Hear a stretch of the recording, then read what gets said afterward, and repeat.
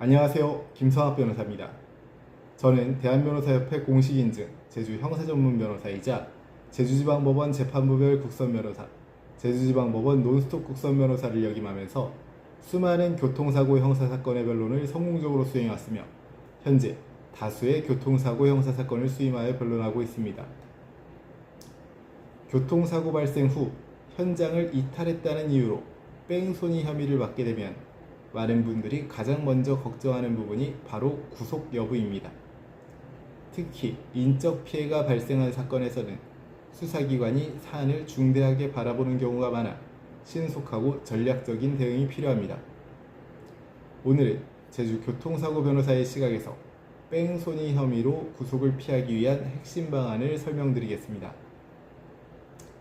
일반적으로 말하는 뺑소니는 법률상 용어가 아니라 특정 범죄 가중처벌 등에 관한 법률 제5조의 3 도주치상 도주치사죄를 의미합니다. 이는 교통사고로 사람을 다치게 하거나 사망에 이르게 하고 필요한 구호조치를 하지 않은 채 도주한 경우 성립합니다. 또한 도로교통법에서도 사고 후 정차 및 조치 의무를 규정하고 있습니다. 단순 접촉사고라고 생각해 현장을 떠났더라도 피해자가 뒤늦게 통증을 호소하면 형사 문제로 확대될 수 있습니다. 따라서 고의로 도주했는지, 구호 의무를 다했는지가 구속 여부를 좌우하는 핵심 쟁점이 됩니다.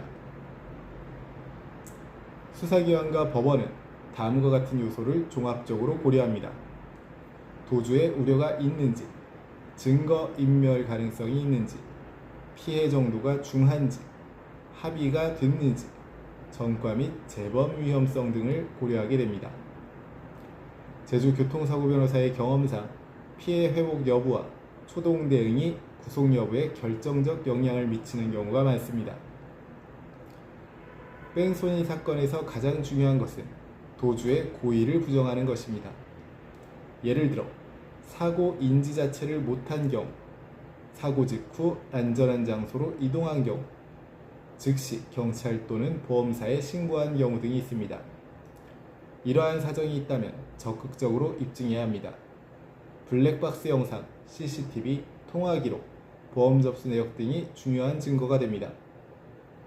제주교통사고 변호사는 사고 당시 상황을 시간대별로 구성하여 단순 이탈인지, 고의적 도주인지 법리적으로 다투는 전략을 세웁니다.